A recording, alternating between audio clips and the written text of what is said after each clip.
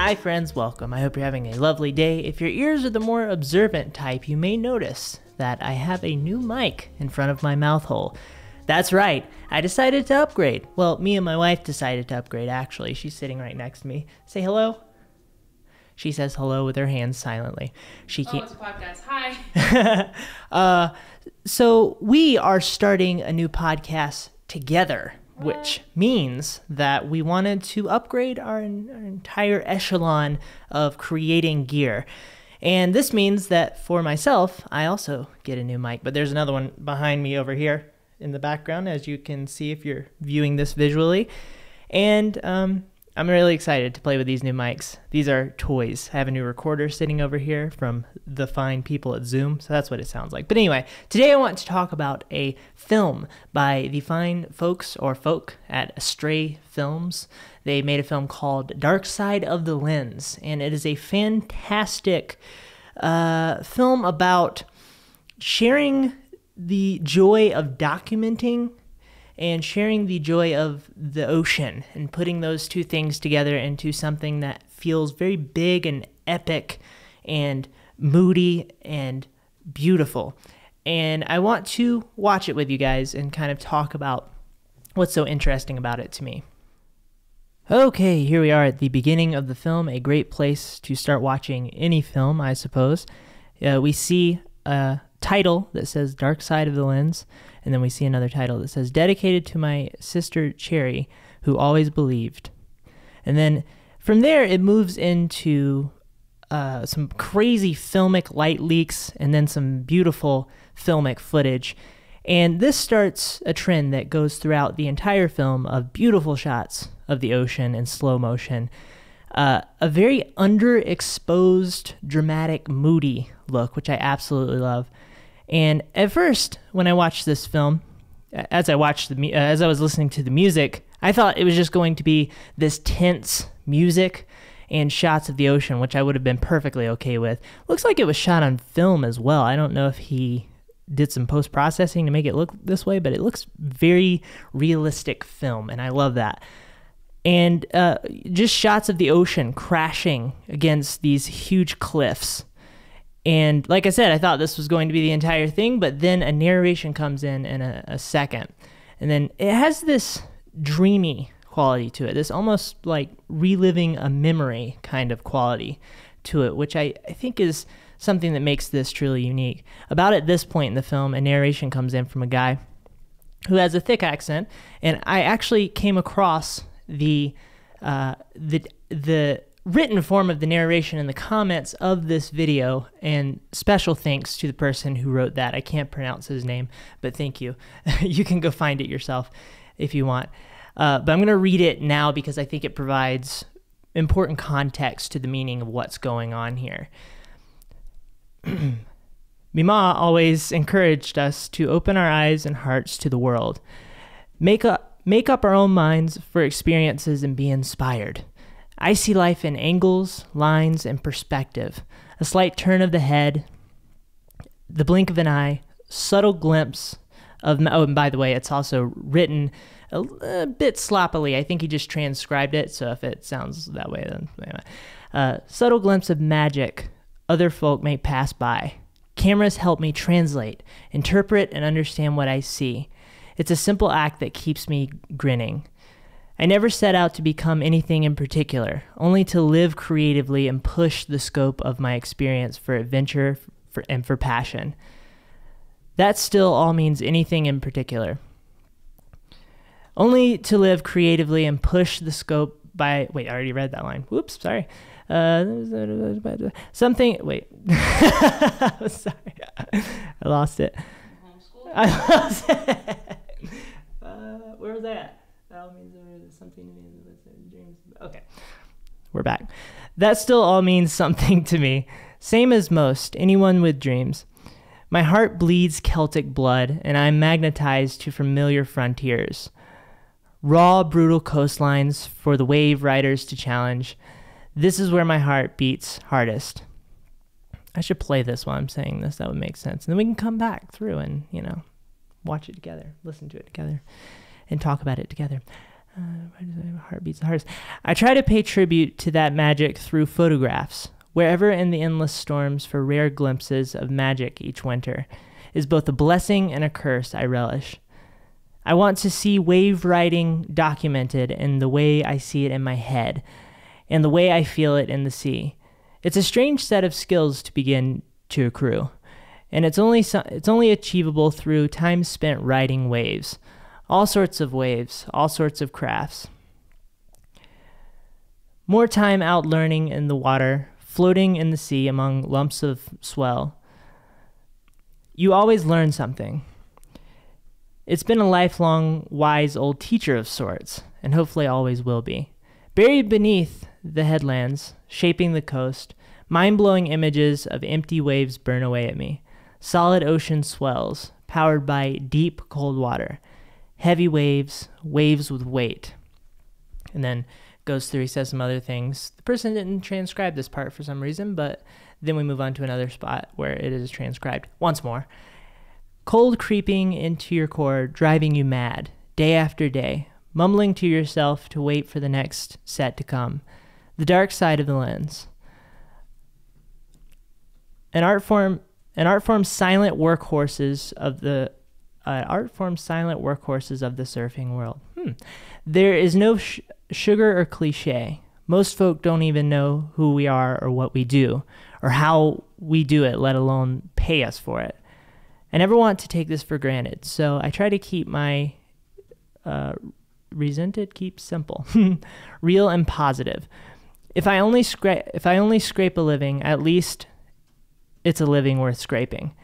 If there is no future in it, at least the present is worth remembering. Fires of happiness and waves of gratitude for every that brought us to the point on earth at the moment of time to do something worth remembering. Remembering photograph or a scar. I feel genuinely lucky to hand on heart say that I love doing what I do and that I may never be a rich man. If I live long, and though I may never be a rich man, I think is what he's trying to say. If I live long enough, I currently have a tale or two to tell to his nephews. I dig the thought of that. So, while that was an incredibly rough reading of an incredibly rough translation, it gives you a gist of the idea that the film's trying to go after, the beauty of his love for the ocean. The beauty of his love for documenting the ocean. You see him floating in the water with a camera the whole time with a waterproof housing. Not the whole time, actually. It's sort of sporadically throughout to give you context of what's happening in the film. But let's move back to the part where we started here. And then I will say things that will flow better because reading that was a mess. So we have these different shots of things around the coast in this, once again, very moody, dreamy, memory-like feel. We have shots of the water. We have shots of people putting on their wetsuits to go surf. We have shots from all sorts of different vantage points. So we have this guy standing on a cliff with enormous cliffs in the background. Looks like he's looking out into the ocean. Like I said, very tense, driving, building music over time. Shots of people actually surfing the waves, of course. Nice slow motion stuff. Different versions of slow motion. Very, very slow motion into less slow motion. Beautiful time lapses of clouds flying over. It's a big montage, really, but it's the way that it's all put together, the way that it's all edited, the way that it's all paced that makes it feel so intense and wonderful. It starts out feeling more tense than not in terms of the musical quality of things. But then it moves into feeling a bit more hopeful, a bit more building and driving and inspiring. And then near the end, you start to hear him talk about how he wants to have stories to tell his nephews, that his goal is not becoming rich. It's not building wealth so much. It's not doing things that so many of us feel like we need to do to be happy. It's a pure love of the ocean. It's a pure love of experiencing the challenges that the ocean brings. And I love this pairing of beautiful visuals and beautiful poetry together in this case. It's read so beautifully through his accent. Everything has such a passionate quality to it. And then another thing that happens in the film is you start to see these projections on buildings, and you get the feeling that the buildings are in the same area as where the ocean is.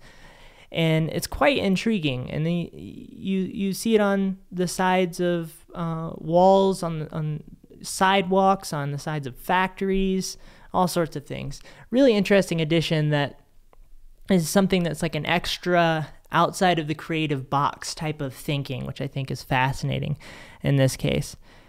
I love that it's telling the story of a single person through the visuals of an entire coastline, the love of the ocean. It's this sort of back and forth between the two things. You don't really know who we're actually talking about in the film. You see the guy with the camera and you assume maybe it's him, but you don't really get to know the person in detail. It's all the shots are sort of ambiguous in that way. Who you get to know is the voice. Who you get to know is the person who is sharing their story through these visuals. And it's never like, it doesn't feel interview style, which I think is beautiful in itself. That can be a beautiful short film, but it doesn't feel that way. It feels like this person's reading a beautiful love note to the ocean that he wrote, and I think that's absolutely fantastic. Like I said, these crazy time lapses coming in of the sky, clouds going over, shot for hours on end, really adds level of intensity. These beautiful close-up shots, ridiculously close-up shots of this guy in the ocean with rain coming down. You can see the rain hitting the water, this sort of thing. He shot everything and edited everything, or I apologize. They shot everything and edited everything to have a very memory-like feel, like I said. I think that's absolutely fascinating. And then at the end, we end with a shot, endingly, of a guy floating in the water peacefully with flippers on as he's sort of making his way up to the surface slowly. Then it fades into credits. So it's a really unique film in a lot of ways. I enjoy how clearly and how beautifully it was able to tell a story and get that story into my head, and I think that's absolutely fascinating. So this film is a beautiful example of pairing different art forms together, having an open mind and seeing the possibilities that are there. You have somebody who has a story to tell, and they just happen to tell it in a poetic brilliance in a way that influences the mind and the heart in a way that just saying, I love taking my camera into the ocean may not. This is one of the beautiful things about poetry, for example. This is one of the beautiful things about music, is it's a good wrapper to put a story into, right? Then you combine that with these beautiful visuals, beautiful editing, beautiful shooting, the gear that is necessary to shoot something like this, all of that coming together to tell a very dynamic story that's not just another montage of Iceland or something like that. It has a deep weightiness, an emotional weightiness to it, and dynamicness, and of course the music comes in and carries that ship as well. I think that is what we can learn from watching something like this, and I think it's done very uniquely here. I would love to hear your thoughts about what I just shared with you guys, how you felt about the thing. Go watch it yourself, put it all together in your head. It's much more beautifully rendered in terms of the poetic value when you're not reading a transcription, I promise you. The music all together with it as well, his accent, his passion, the fact that he seems like a complete badass, that plays into. It's beautiful stuff. So, love to hear your thoughts. Hope you have a lovely day. Thank you so much for watching and or listening. Goodbye.